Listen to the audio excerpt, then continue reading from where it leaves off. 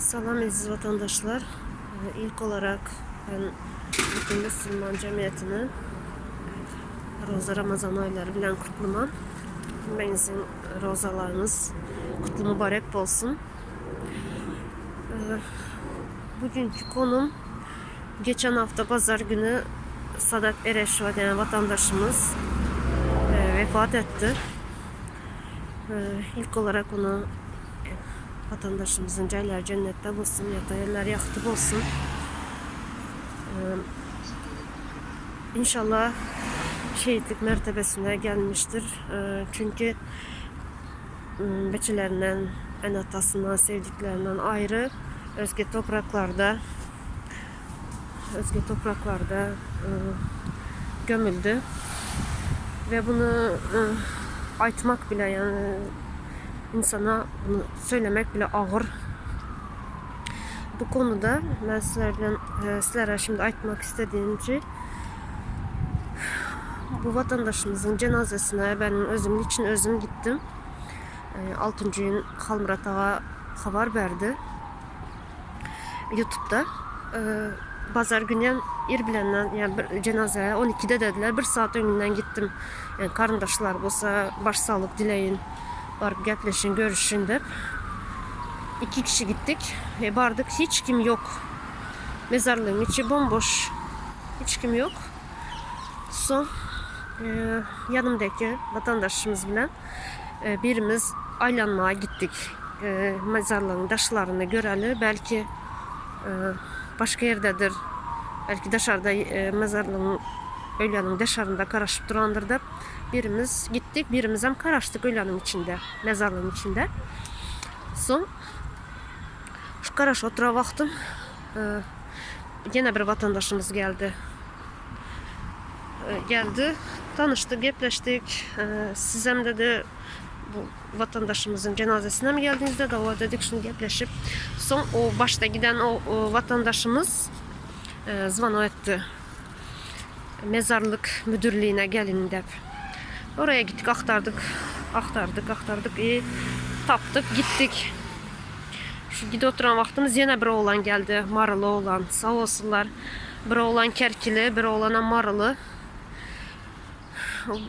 Berde ucu bizlerin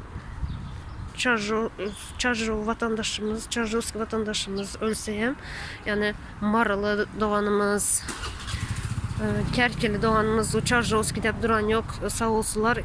Çar taraftan geldiler. Yine de vardı.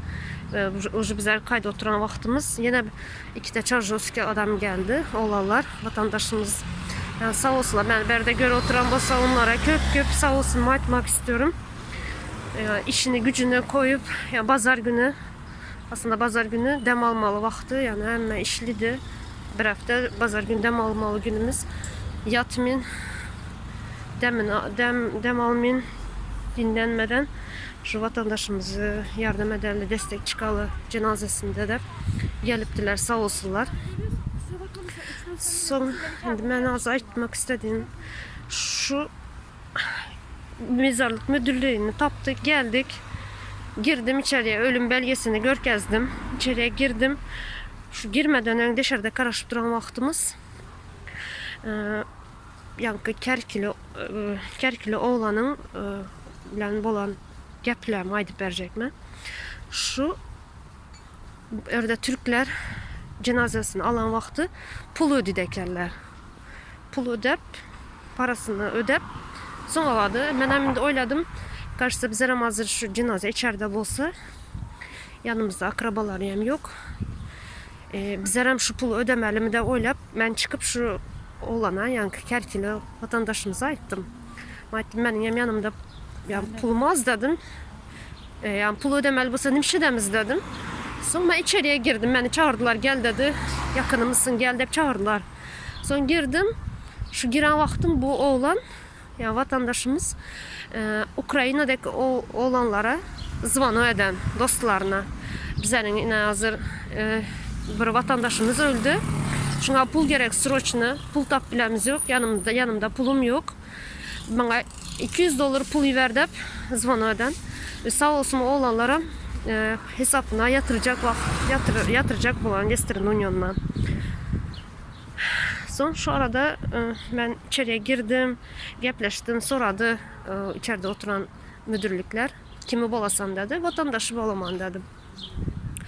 Son vatandaşı bolaman dedim, son bu cenazeyi dedi alıp gittiler dedi. Kim alıp gitti dedim, bilmiyorum dedi. Bize açıklama yapmadı dedi. Berde burada yok dedi. Cenaze burada yok. Cenazanı Zeytinburnu'ndan alıp gittiler dedi. Bize açıklama yapmadılar dedi. Tamam dedim. Çıktım son şu oğlan yani vatandaşımız şu gep aytdı bana. Yani ödemeli pulu bolsa ben az oğlanlara haber verdim dedi. Nima edecekler dedi. Az bana pulu verediler dedi. Şöyle ben yani yine bir gezek şu Türkmen halkından, Türkmen oğlanlarından gurur duydum. Sonra yine bir vatandaşımız şu konsolosluğun adamları cenazesini alıp gidenini eşitip YouTube'da video çekip YouTube'a koydu.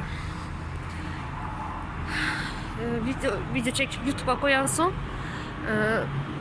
bu hazır indi düğün bolan gap bu.